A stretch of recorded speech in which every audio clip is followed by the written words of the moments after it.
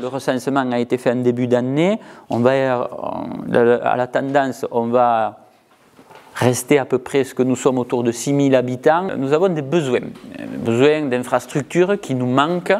Donc la réhabilitation de ces friches, c'est pour nous l'opportunité de réhabiliter tout un quartier, de se projeter sur des outils du futur, l'habitat, on en a besoin, de l'habitat jeune notamment, et conserver aussi ce patrimoine industriel. Nous avons un patrimoine industriel, ces friches agro-industrielles, alimentaires en sont l'illustration, et c'est surtout pour nous aussi donner la possibilité à notre bassin de vie, grosso modo 15 000 habitants, de pouvoir bénéficier des atouts de la ruralité tout en étant immergé dans le monde moderne. Tout ce contexte réglementaire fait qu'on cherche des mètres carrés pour rester une ville attractive, bien placée entre Auch, Agen, Montauban, tout en aménageant aussi le cœur de ville.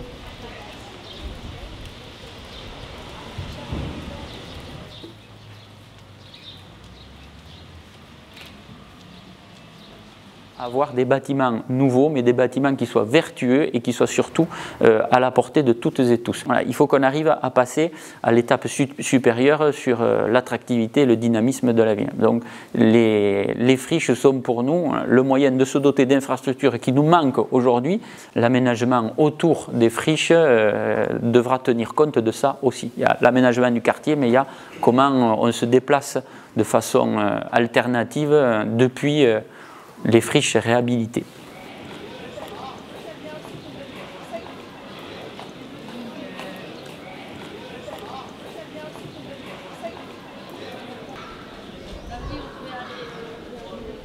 La voiture prend une place folle à Fleurance. Donc là, c'est pas très symptomatique aujourd'hui. Enfin, c'est le jour de marché, c'est très bien, mais voilà, essayez d'imaginer une ville où les gens ne marchent pas beaucoup et où il y a beaucoup d'habitudes de trajets, même de très courts trajets en voiture. La parcelle du Temple ne fait pas partie du dossier, c'est un foncier privé qui ne rentrera pas dans le dossier. Donc un conseil, ne vous amusez pas trop à l'inclure ou à en faire quelque chose dans votre projet parce que ce ne sera pas pris en compte. Autant partir du principe que ce bâtiment restera là et restera avec cet usage-là pendant encore très longtemps. Donc là, on se rend bien compte des voitures, ici, c'est parfait.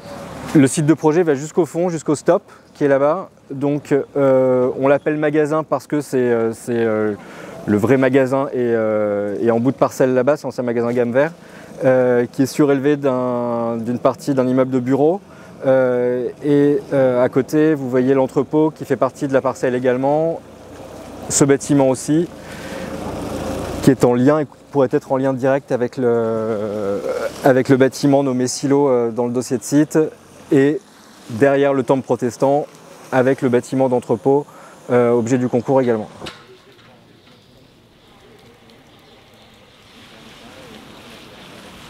On voit les trois bâtiments, les trois parcelles qui sont objets du concours pour Fleurance. Vous voyez la proximité des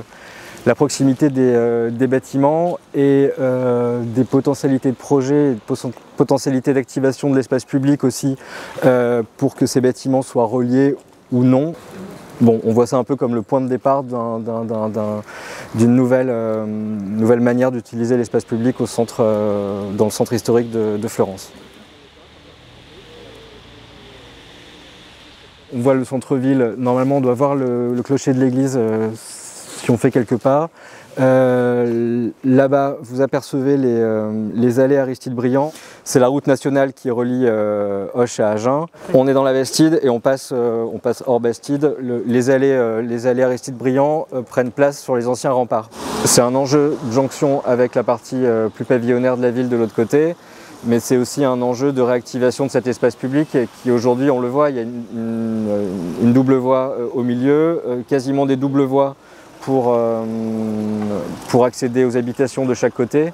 Est-ce qu'il n'y a pas un moyen pour mutualiser ça un peu plus intelligemment, pour laisser plus de place d'espace public exploitable par les habitants ?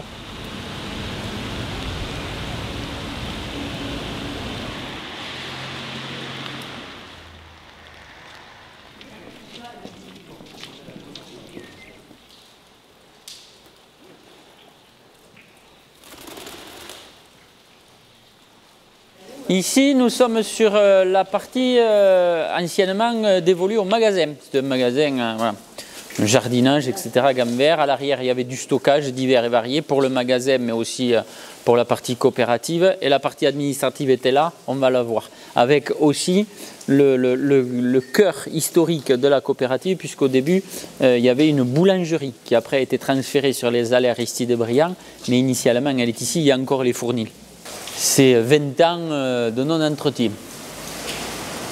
Donc là, il y avait la partie, il y avait les fournils où ils faisaient le pain, et il y avait même les cuves où ils vendaient du fioul aux particuliers. Donc les cuves ont été rendues inertes, etc. Donc on a eu le feu vert de l'État sur le côté ICPE.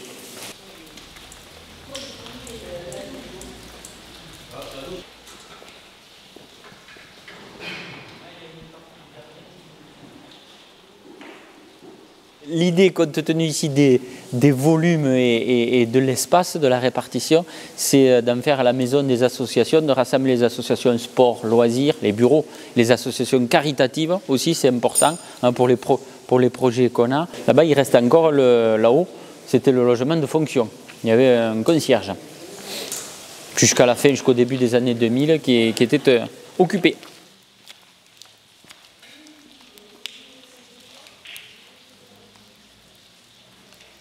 Là, c'était la partie administrative, la direction, comptabilité, les ressources humaines, etc. Là, il y avait toute la partie administrative jusqu'aux années 2000.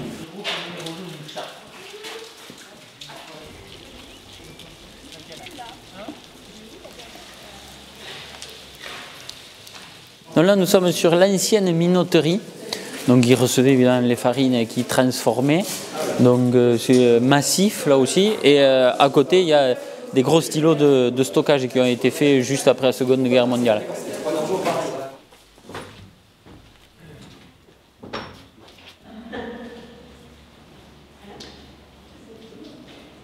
Donc de l'autre côté, on a vu la partie minoterie. Ici, il y a encore la fosse de déchargement où les camions versaient le grain. C'était stocké ici. Et après, hop, passé de l'autre côté avec les différents étages et les différentes étapes de mouture.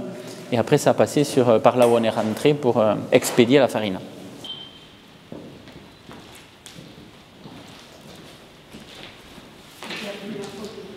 Mais là, c'est un escalier d'entretien et de surveillance qui mène sur la plateforme à 43 ou 47 mètres de haut, donc vue imprenable sur les Pyrénées, Golfech, enfin, voilà, la campagne environnante et même plus.